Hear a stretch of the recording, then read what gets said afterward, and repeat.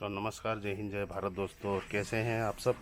तो स्वागत करूंगा सुनील कुमार देहरादून से आप सभी का अपने चैनल गार्डन मेरे घर का ब्लॉग विद सुनील। तो दोस्तों, धीरे धीरे क्या है, हमारा जो रेनी सीजन है वो हो चुका है और अब धीरे धीरे जो मौसम है वो हमारा सर्दी की तरफ जा रहा है। तो काफ़ी कमेंटें आ रही है, काफ़ी प्लांटों के बारे में पूछा जा रहा है, जिसमें सबसे ज़्यादा पूछा जा रहा है कि सर गुलदाउदी को वो कौन सी खादें, हमें कौन सी खाद देनी चाहिए। तो फ़िलहाल आप वीडियो के टॉपिक में आते हैं। फ़िलहाल हमारे यहाँ पे जो अभी 3 दिन पहले इन पौधों की रिपोर्टिंग की थी, तब आपने देखा होगा कि इसमें तो केवल एक ही फूल था और अभी आप देखेंगे तो इसमें फूल देखिए कितने, एक फूल था और अभी 3 फूल हो चुका है इसमें। तो पौधों की ग्रोथ अच्छी चल रही है और हमारे प्लांट ठीक ठाक हैं। तो चलिए बात करते हैं गुलदाउदी के ऊपर। तो गुलदाउदी के लिए आप कौन सी खाद देंगे, कौन सा खाद देना चाहिए। तो देखिए, आपके पास जो भी खाद अवेलेबल है आप वो खाद अपने प्लांट को दे सकते हैं। बस जब भी ध्यान रखिए कि अगर केमिकल खाद का अगर आप यूज़ करते हैं तो गमलों की मिट्टी को अगले साल ज़रूर बदली करके बनाएं, क्योंकि केमिकल का जो खाद है वो मिट्टी को निचोड़ के रख देता है। कहने का मतलब है कि आपके जो केमिकल का खाद अगर आप अपने प्लांट पे यूज़ करते हैं तो हमारा प्लांट तो अच्छा ग्रोथ ले लेता है उस साल में, मगर नेक्स्ट ईयर में वो क्या है कि अपना उसकी जो मिट्टी है वो बिल्कुल ख़त्म हो जाती है। उसके लिए आपको फिर अपने मिट्टी में वो प्रोसेस दोबारा शुरू करने पड़ते हैं। तो अगर आप केमिकल खाद देते हैं तो लिमिटेड दीजिए, खासकर ये प्रॉब्लम शहरों में रहने वाले लोगों के लिए है।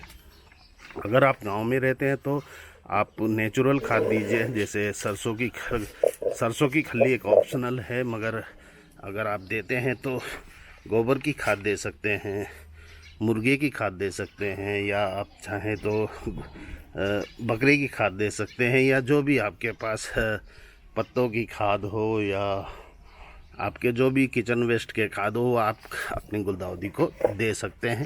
और इससे आपके पौधे अच्छे रहेंगे और इससे क्या रहता है, बीमारियों का चांस कम रहता है आपके पौधों में। बस खासकर ध्यान रखें, ये नेचुरल खाद आप जब भी यूज़ करते हैं उन खादों को आपने फुली डीकम्पोज यूज़ करना है, क्योंकि अगर आपके खाद रहेंगे तो कीड़ों को अट्रैक्ट करते हैं जो आपके पौधों को नुकसान पहुंचाते हैं। अगर कब कब कौन कौन सी खाद देने उस पर बात करेंगे, तो जब हम अपने प्लांट को लगाते हैं तब हम उसमें एक खाद का, कंपोस्ट का एक मिक्सचर बना के अपने प्लांट को देते हैं और प्लांट की ग्रोथ शुरू होती है धीरे धीरे, और बीच बीच में हम खाद वगैरह देते हैं।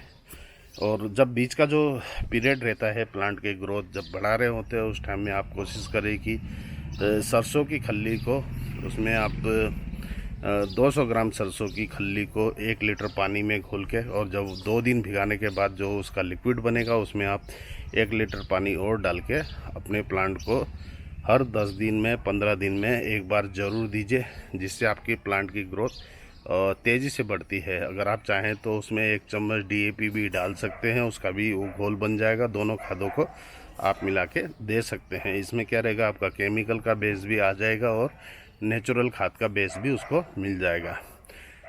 तो तीसरी बात, जब आपके पौधों की ग्रोथ बढ़ जाती है तो आप और अगर आप देते हैं तो सरसों की खल्ली तो आप लगातार देते रहिए जब तक पौधों में आपकी कलियां नहीं बनने लगती। अब पौधों में कलियां बनने लगी है तो इस टाइम भी आप दे सकते हैं, मगर जब पौधे फूल में कन्वर्ट होंगे और फूल बनने लगेंगे, खिलने लगेंगे, तब आपने सरसों की खल्ली का पानी नहीं देना है, बिल्कुल बंद कर दीजिए उसको। तब हम जो देंगे वो रूट फिलिंग की कार्रवाई करेंगे और उस टाइम पे जो हमारा खाद रहेगा वो पूरी तरह से नेचुरल होना चाहिए। आप जो भी खाद देते हैं वो गोबर की खाद हो या वर्मी कंपोस्ट हो वो दे दीजिए। अगर क्योंकि फूल बनने के पीरियड में क्या रहता है कि आपका गुलदाउदी के फूल जो रहते हैं बंचअप में रहते हैं, गुच्छों में फूल आते हैं और ढेरों फूल आते हैं। तो जैसे जैसे इसका परिवार बढ़ जाता है इसको खाने की आवश्यकता ज़्यादा बढ़ जाती है। हम जो सरसों की खल्ली वगैरह देते हैं उससे क्या रहता है, वो मिलता है कुछ टाइम के लिए, क्योंकि वो क्विक एक्शन वाला खाद है। तो हमें क्या है, इसको एक स्लो रिलीज़ वाला खाद भी देना पड़ता है। तो आप उसके लिए गोबर की खाद दे सकते हैं, या इस टाइप से आप ये केले के छिलके हैं, इनको आप टुकड़े करके इसको भी आप अपने गमलों पे खोद के छोटे छोटे टुकड़े करके केले के छिलकों का उसे भी आप दे दीजिए। क्योंकि बनाना पील्स की खाद जो है स्लो रिलीज़ खाद है। जैसे जैसे आपके पौधों की ग्रोथ बढ़ती रहेगी, फूलों की ग्रोथ बढ़ती रहेगी, वो नेचुरल सोर्स जो इसको चाहिए वो मिलता रहेगा। और हर 15 दिन में जैसे जैसे फूल बढ़ते हैं आपने एक बार, जब भी आपके फूल बढ़ जाते हैं तो आप एक बार, आपको लगता है कि आपका पौधों में ग्रोथ थोड़ी हल्की दिख रही है या कम है, या अगर ना भी दिखे तो आप एक बार ज़रूर एक मुट्ठी खाद अपने 15 दिन में जब फूल चल रहे होंगे आपके तब भी दीजिए। इससे क्या रहेगा, आपको ये गुलदाउदी के जो फ्लावर हैं वो लंबे समय तक बने रहेंगे। क्योंकि पौधों को सही पोषण मिलेगा तो वो फ्लोरिंग भी सही करेंगे और लंबे समय तक करेंगे। और अगर जब आपकी एक बार गुलदाउदी खिल जाती है तो आप उन जो फूल हैं उसको पूरा काट लीजिए। जिस टाइम आप कटिंग करेंगे उस टाइम ये मत देखिए कि कलियां आ रही है या कलियां बन रही है। आपका काम है जितने भी आपके फूल बने हैं, गुच्छे बने हैं, बंचअप जो है उसे काट दीजिए। और उसके बाद फिर आप सरसों की खल्ली का पानी दे सकते हैं। और ऐसे करके जब फूल में वो कलियां आएंगी, नई कलियां बनेंगी और दोबारा फूल आने लगेंगे गुलदाउदी में, तब आप फिर एक बार रूट फिलिंग की कार्रवाई कर लीजिए, जिससे आपको दोबारा भी फूल मिल जाएंगे और ढेरों फूल मिलेंगे। तो आशा है वीडियो छोटी है, छोटा सा टॉपिक था, लोगों की क्वारी थी तो मैंने बता दिया कि आप कब कब कौन कौन सी खाद यूज कर सकते हैं। ऐसा नहीं है कि आप जो शहरों में रहते हैं वो बोलेंगे कि हमें गोबर की खाद तो मिलेगी नहीं और वर्मी कंपोस्ट मिलेगा नहीं, या चिकन मैन्यूर इस टाइप की खाद तो उन्हें मिल नहीं पाएगी। तो आपके लिए भी ऑप्शन है, आप डीएपी के साथ में सरसों की खल्ली ना मिले तो आप यूरिया दे सकते हैं। मगर यूरिया आप गमले के हिसाब से दीजिए। जैसे 8 इंची का गमला है तो आप इसमें 8 दाने ही दीजिए। इससे ज़्यादा मतलब आप गमले की रेशो बांट लीजिए। अगर आपको समझ में नहीं आ रहा है आपने कितना खाद देना है, तो आपके जितने इंच के गमले होंगे उतने ही दाने आपने अपने गमलों में देना है। 8 इंच का गमला है तो 8 दाने दीजिए, अगर 10 इंच का गमला है तो 10 दाने दीजिए। और साथ में जो इसी के रेशो को हम कम कर देते हैं, अगर डीएपी के दाने देने हैं आपने तो सरसों की खल्ली के साथ, तो आप उसे भी गमले के हिसाब से बांट लीजिए। अगर आपका 4 इंच के गमले हैं तो आपने 2 डीएपी के दाने डालने हैं। अगर 8 इंची का ये गमला है तो इसमें आपने 4 डीएपी के दाने डालने हैं। ऐसे करके आप अपने पौधों की केयर कर लीजिए।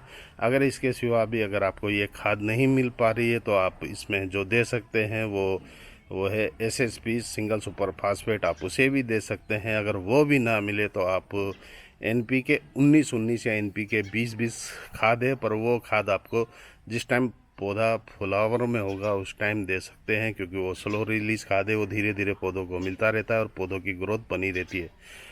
तो आशा है जितने भी मेरे दोस्तों के जो सवाल थे, जो क्वेरी थी, उनका मैंने रिप्लाई कर दिया है। और अगर आप पौधों को सीधा रखना चाहते हैं तो ज़रूर काम कीजिए, क्योंकि खासकर जो बालकनी वगैरह में लगाते हैं उनके लिए एक प्रॉब्लम रहती है कि उनको धूप एक साइड से मिलती है। तो आप जब भी एक हफ्ते में अपने पौधों की पोजीशन ज़रूर बदली करें, वरना पौधा आपका एक तरफ को ढल जाता है, मतलब एक तरफ पे डाउन हो जाता है वो। तो अगर आप पौधे को सीधा रखना चाहते हो तो जैसे ये गमला है आपने इसको इस टाइप से कर दीजिए, क्योंकि हमने भी बदली नहीं किया है, इसलिए देखिए पौधे की जो ग्रोथ है वो उस टाइप से हरेज उस तरफ गई है जिस तरफ से उसे धूप मिल रही है। अगर आप इस तरीके से अपने पौधों की पोजीशन चेंज करेंगे, इसे चारों तरफ से धूप मिलती रहेगी, तो इसके जो पेड़ हैं वो टेढ़े ना होकर सीधे रहेंगे। और आपके फ्लावरिंग के टाइम में ये प्रॉब्लम रहती है, क्योंकि अगर फ्लावरिंग जब बढ़ेंगी तो पौधे जिस तरफ ढले हुए हैं उसी तरफ फूल बढ़ेंगे और वो वेट बढ़ने के कारण पौधे उसी तरफ गिरेंगे। तो कोशिश करिए कि अपने गमलों की जो पोजीशन है उसे हफ्ते में 10 दिन में या एक हफ्ते के अंदर आप उसकी पोजीशन को चेंज करते रहे, ताकि आपका पौधा सीधा रहे। तो आशा है जो भी मेरे दोस्त लोग थे उनकी क्वेरी का रिप्लाई मैंने कर दिया है। अगर वीडियो आपको पसंद आए तो ज़्यादा से ज़्यादा लाइक, शेयर और सब्सक्राइब कीजिए। फ़िलहाल मैं अभी काम ही कर रहा हूँ, तो ज़्यादा बातें हो जाएंगी तो काम रुक जाते हैं। तो वीडियो में लेता हूँ विदा और मिलता हूँ आपसे अगली वीडियो में। तब तक के लिए अपना ढेर सारा प्यार बनाए रखिए। कुछ एक आइडिया भी लगाने पड़ते हैं घर के लिए। ये देखिए मेरे पास एक छोटा सा पाइप का टुकड़ा था जिसे मैंने ये पिछले साल मैंने ये पोर्टुलाका के प्लांट की लगाए थे इसमें। इस साल मैंने पोर्टुलाका के प्लांट तो काट दिए, मगर अगर आप देखेंगे तो वो अंदर जड़ बची थी उसमें से भी प्लांट निकल के फ्लोरिंग शुरू कर चुका है, क्योंकि मैंने इसमें जो लगाया है वो टिंगल हार्ट का प्लांट है। और ये देखिए अभी धीरे धीरे प्लांट बढ़ के कहाँ से कहाँ तक आ चुका है। तो मिलता हूँ अगली वीडियो में, तब तक के लिए अपना ढेर सारा प्यार बनाइए। जय हिंद, जय Bharat, Vande Mataram, bye bye, take care.